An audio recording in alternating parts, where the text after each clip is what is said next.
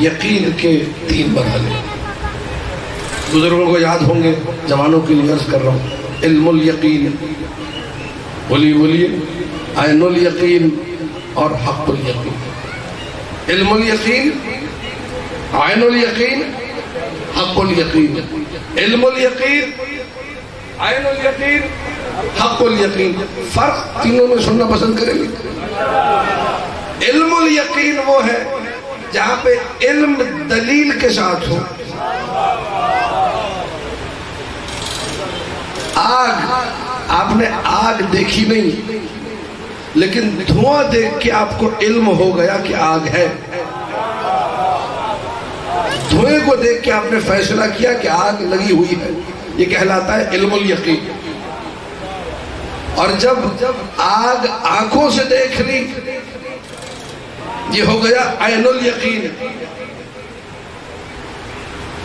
توجہات ہے کہ نہیں ہے؟ میرا ساتھ دیجئے گا، میں مشکل طرف لے جا رہا ہوں۔ علم الیقین دلیل سے علم آ گیا، عین الیقین اپنی آنکھوں سے منظر کو دیکھ لیا، آگ کو اپنی آنکھوں سے دیکھ لیا۔ حق الیقین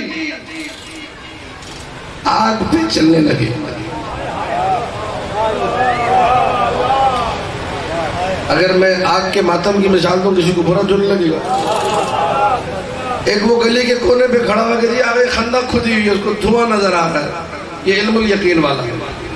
ایک کھڑا ہو کے وہاں قاسمہ کی صدائیں بلند کر رہا ہے، ماتمیوں کو دعائیں دے رہا ہے، آگ بھی دیکھ رہا ہے، تو یہ عین الیقین ہے۔ اور ایک ہائے ہائے قاسم کہہ کے آگ میں اترتا ہے، یہ حق الیقین کی بندی ہے۔ جس نے خود آگ میں جل کر دیکھ لیا کہ آگ کی صفت کیا ہے۔ اب ذرا ساتھ چلیے گا میرے کہ آل محمد کہاں ہے معرفت رب کے حوالے سے۔ یہ علم الیقین تو یہ ہم لوگوں کا کام ہے، دلیل دیکھ کے، درخت دیکھ کے، زمینیں دیکھ کے، آسمان دیکھ کے، چرند دیکھ کے، پرند دیکھ کے اپنے آپ میں غور کر کے رب کو پہچانا، تو علم الیقین ہے۔ خود دیکھ لیا، اللہ کو دیکھ ہی نہیں سکتے۔ دیکھیے جملہ آپ کی سماعتوں کی نظر کروں، میں جس طرح کہہ رہا ہوں ویسے ہی سن لیجئے گا۔ ہم علی کو اللہ نہیں مانتے، ہم علی کو اللہ کا بندہ مانتے ہیں۔ بہت بڑا جملہ کہنے لگا، بہت بڑا جملہ۔ ہم علی کو اللہ، ایک بندے کی توجہ جتنے بیٹھے ہوئے، ہم علی کو اللہ کا بندہ مانتے ہیں، لیکن بندہ مانتے ہوئے ایسا علی سناتے ہیں کہ دوسروں کو اپنا اللہ بھی ویسا نظر نہیں آتا۔ تمہید کے ساتھ یہ جملے پڑھ رہا ہوں تاکہ میں نے کہا تمہید میں کہہ دوں میرا عقیدہ کیا ہے، ذرا فتوے لگنا شروع ہو جائے۔ علم الیقین، عین الیقین۔ بہت سارے لوگوں کو یہی باتیں پسند نہیں آتی، حالانکہ اصل بات یہی ہوتی ہے، جب تک تمہید پوری نہ ہو تو آگے کی بات میں کوئی جان نہیں جاتا۔ جب اصل بات، اساس، بنیاد سمجھ میں آ جائے پھر عقیدہ بھی محفوظ رہتا ہے، پھر فضائل سننے میں مزہ بھی آتا ہے۔ پوری توجہات رہے۔ علم الیقین تو ہمیں مجلسوں میں مل جاتا ہے، لوگوں کی مجلسیں سن کر، ممبر سے خطابت سن کر دلیلیں تو ملتی ہیں، مولا کے فضائل پہ دلیلیں، علی کی امامت پہ دلیلیں، حسین کی عزاداری پہ دلیلیں، گریے پہ دلیلیں، اس ممبر سے ہی بیان ہوتا ہے۔ تو علم الیقین تو اس ممبر سے سارا سال تقسیم ہو رہا ہے۔ عین الیقین کی منزل کون سی ہے؟ عین الیقین کی منزل وہ ہے جہاں انسان کسی شے کو دیکھ لے۔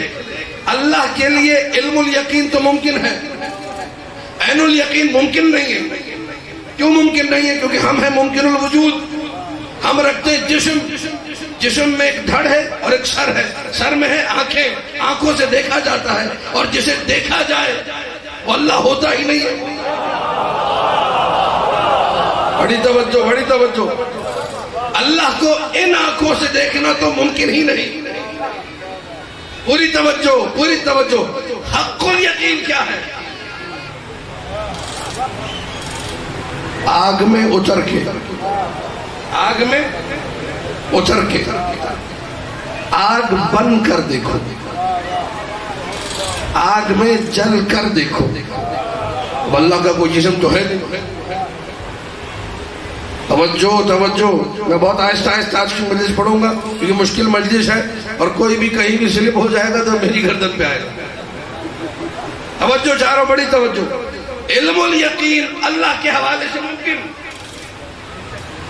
ساری زندگی علی اولاد علی نے علم الیقین کو تقسیم کیا. اولا اللہ کب تھا؟ کہا جب لفظ کب نہیں تھا وہ تب بھی تھا. مولا اللہ کہاں ہے؟ کہا جب کہاں وہاں یہاں جہاں کچھ بھی نہیں تھا وہ تب بھی تھا. اللہ کو دیکھ سکتے جو نظر میں سما جائے وہ اللہ نہیں ہے. مسلسل توحید ساری زندگی آل محمد لوگوں کو بتاتے ہیں. اپنے آپ کو پہچانو. من عرف نفسہ فقد عرف ربہ. جس نے اپنے آپ کو پہچان لیا اس نے اپنے رب کو پہچان لیا. یہ ساری باتیں, یہ ساری تعلیمات محمد و آل محمد کی. کیا مل رہا ہے حضور؟ علم الیقین. عین الیقین کی تو منزل ہے ہی نہیں یہاں پر. حق الیقین, کوئی اللہ بن کر دیکھے, کوئی اللہ کے اتنے قریب ہو جائے, کوئی اللہ کے اتنے پاس چلا جائے, اس کا بھی کوئی تصور نہیں ہے. پوری توجہ چاروں. علم الیقین بانٹنے والے علی اور اولاد علی. انبیاء کی طرح بارگاہ میں چلیے. ایک نبی ہے قرآن میں جس نے اللہ سے کہا اے میرے اللہ میں تجھے دیکھنا چاہتا ہوں. نبی کا نام تھا موسیٰ. پوری توجہ. اللہ نے جواب دیا لن ترانی یا موسیٰ, موسیٰ مجھے دیکھ. اب دو باتیں علماء نے لکھی ہے. جاہلوں نے کہا تھا کہ رب کو دیکھنا ہے, اتنا تو موسیٰ بھی جانتے تھے اللہ دکھتا نہیں ہے, لیکن وہ باطن کی نگاہوں سے دیکھنا چاہ رہے تھے.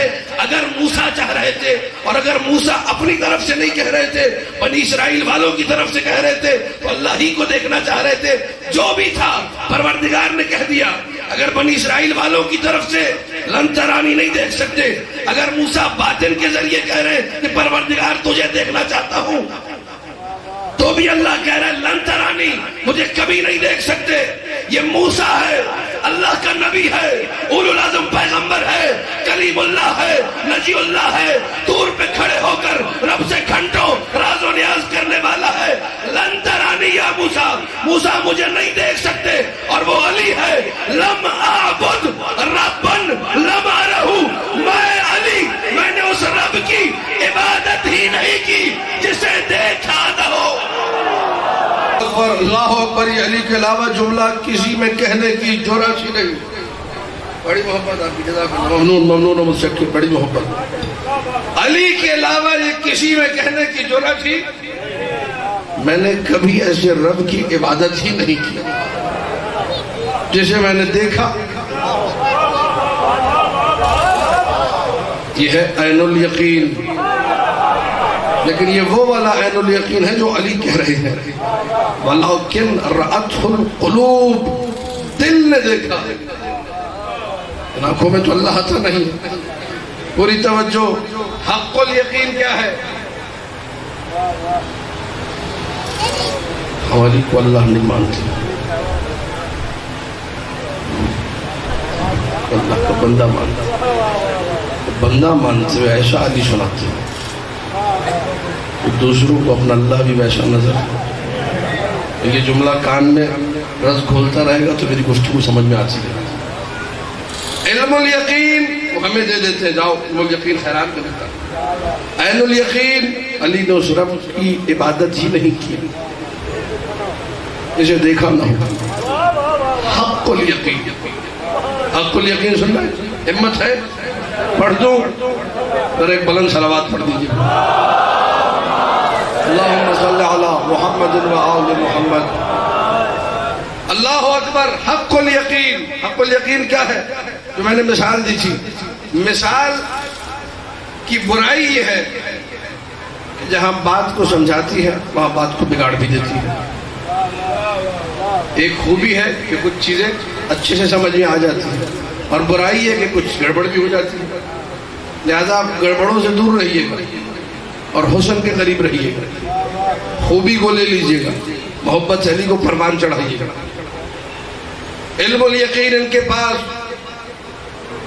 عین الیقین ان کے پاس, حق الیقین کیا ہے؟ حدیث ہے معصوم کا ارشاد ان لنا مع اللہ لحالات نحن فیہا ہوا وہوا فیہا نحن ومع ذالک ہوا ہوا ونحن نحن. ہماری اللہ کے ساتھ کچھ حالتیں ایسی ہیں جس میں ہم وہ اور وہ ہم، لیکن پھر بھی وہ ہم. پوری توجہ رہے، پوری توجہ. اب یہ کہ میں نے پہلے ہی آپ کو روک کے کہہ دیا کہ یہ مثال کی برائی بڑی ہے. خبردار کوئی یہ نہ سمجھے کہ اللہ جسم ہے اور آل محمد اس کا جسم بن جاتے ہیں، وہ یہ ہو جاتے ہیں. یہ والا معنی غلط ہے، یہ ہمارے عقیدے کے خلاف ہے. توجہات ہیں یا نہیں؟ کیونکہ جس کا جسم نہ ہو، جسم کا جسم سے اتحاد محال ہے، ہو ہی نہیں سکتا. جسم اور جسم ایک، پھر یہ کیا بات ہو رہی ہے؟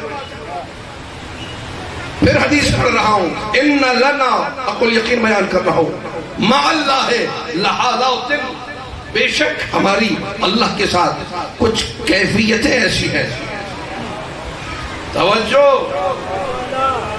نہج البلاغہ میں امیر نے فرمایا، جب پوچھا گیا اللہ کی کوئی کیفیت ہے، میرے مولا نے فرمایا اللہ وہ ہے جو کیفیت کو کیفیت بنانے والا ہے، اس کی تو کوئی کیفیت ہے ہی نہیں. دیکھیے حدیث میں غور کیجئے گا، میں بڑی توجہ سے دھیرے دھیرے پڑھ رہا ہوں. اللہ کی تو کوئی کیفیت ہی نہیں. تو معصوم نے بھی تو یہی کہا ان لنا مع اللہ لحالات، حالات ہمارے ہیں اللہ کے نہیں. توجہ مشکل ہے. ہماری کچھ حالتیں ایسی ہیں جن حالتوں میں ہم وہ ہم، لیکن پھر بھی وہ خالق ہے، ہم مخلوق ہیں. وہ رب ہے، ہم اس کے بندے ہیں. عباد مربوبون. توجہ ایک بندے کی توجہ چاہ رہا ہوں.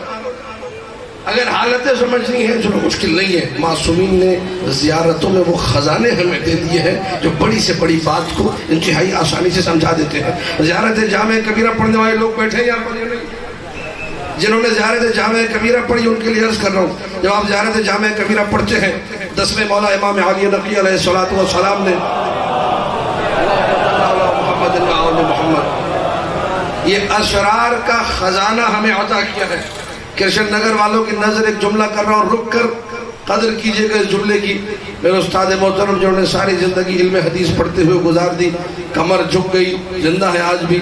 آیت اللہ شہاب الدین مرشی نجفی کے ساتھ کام کرتے رہے وہ حدیث پر. یہ ان کا جملہ ہے کہ جتنے بھی فضائل ہیں سارے فضائل پڑھو، لیکن سب سے اہم ترین فضائل اور عقیدے کا سب سے اہم ترین حصہ تمہیں معصومین کی زیارات میں ملے گا. کیونکہ زیارت میں مولا ہے اور ان کے بابا ہے، تقیے کا چکر ہی نہیں، تقیے کی کوئی کہانی ہی نہیں. 10ویں مولا اپنے بابا سے خطاب کرے ان کے روزے پہ کھڑے ہو کر. بعد میں کسی نے آ کے پوچھا کہ کیسے زیارت کرے، تو کہا ایسے زیارت کرو. توجہ چاروں توجہ. ہماری اللہ کے ساتھ کچھ ایسی حالتیں ہیں جن حالتوں میں ہم وہ ہم، لیکن پھر بھی وہ رہتا ہے، ہم رہتے ہیں. اگر زیارت جامع کبیرہ نہ ہوتی، حق الیقین کسی کی سمجھ میں نہ آتا.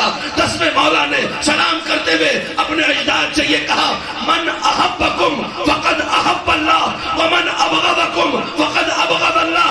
جس نے آپ سے محبت کی اس نے اللہ سے محبت کی. تو یہ محبت، یہ مودت، یہ فرش عزا تمہیں وہ حالت دیتا ہے جس حالت کے بعد تم معصومین سے محبت کرتے ہو. تو یہ محبت معصومین سے نہیں، معصوم کہہ رہا ہے، یہ اللہ سے محبت